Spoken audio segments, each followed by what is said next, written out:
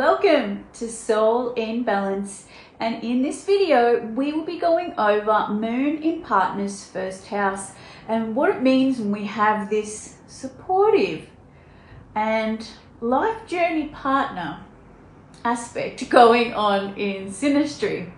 Now, first up, we want to have a look at the first house person's area of life. Now, this also includes the AC. So this is how somebody presents themselves to the outside world. It's their appearance, it's their face, it's how they dress, it's their body.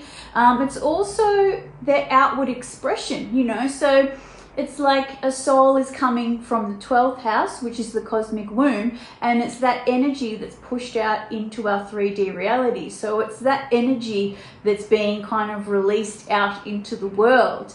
And it's very much our life path. And it's very much also ruled by Mars. So when we have somebody's moon falling into this area of life, it's very supportive, very, very, very supportive.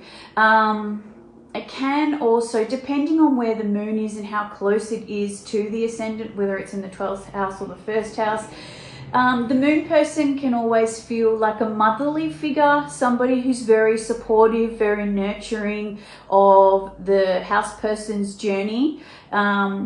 Also, I kind of find that they're very complementary of each other. They're very supporting of each other. They have the same idea of what kind of journey to take in life.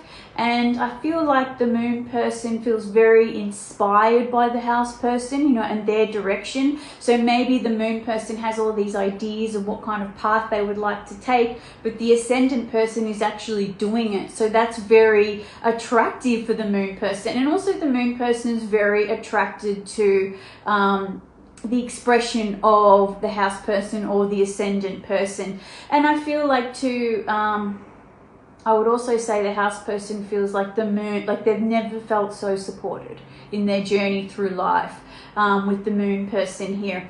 Now, no one's going to like this, so don't come at me. But I do feel like the moon person feels it more than the house person.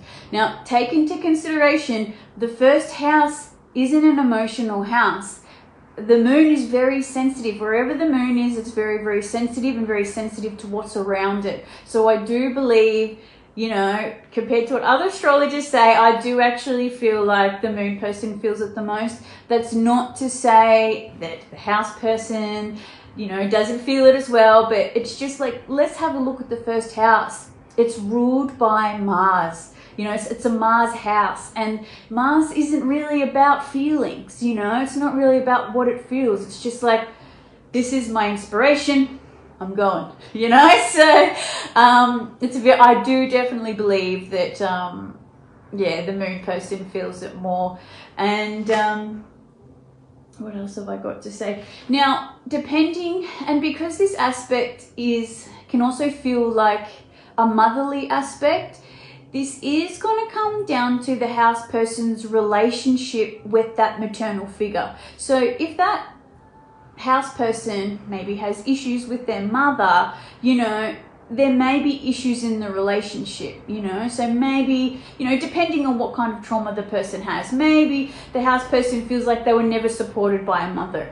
And then so they might feel like you don't support them either. Or maybe they feel like you're the first person who's ever supported them. It will all come down to their own relationship with their mother as well. So, and also the house person the moon person can sometimes feel like the house person is a little too harsh. Now, if we think about it, like I said before, whatever house the moon is in, it's going to be sensitive to what's around it. So there is that possibility that, the house person can be a little bit insensitive sometimes, because we need to take into consideration it's a Mars house.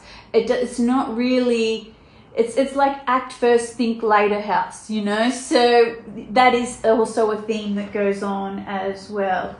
Now, the lessons that I feel like are important for this aspect, because there's always positive and negative, and it's good when we watch these videos that we know what the lesson is. Now the lessons for me is the moon person needs to have their own dreams, goals, and path without this person.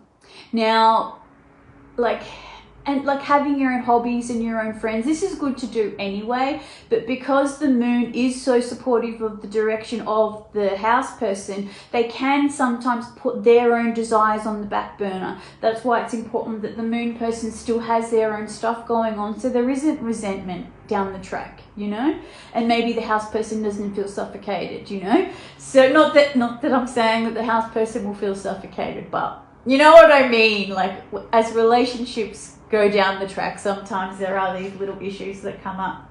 Now the house person also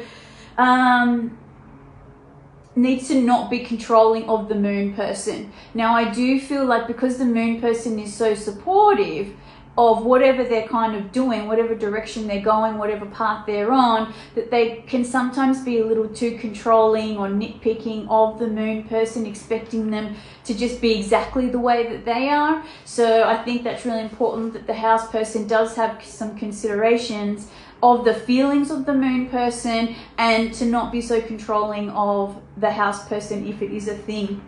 And it's also important to have joint hobbies together and separate hobbies together, so you both have your own space, so you have your time where you come together and you do things together, and also have that time apart where you're doing your own things. And that's important anyway for just relationship psychology 101, you know. It's like if we have a think about atoms, there's the negative ions and the positive ions, and when they're together for too long, those ions become like neutral. Yeah, they have the same vibration. That's why it's important to go off and do our own thing, you know, so we can stay in our feminine energy, we can stay in our masculine energy, and still have that attraction towards each other.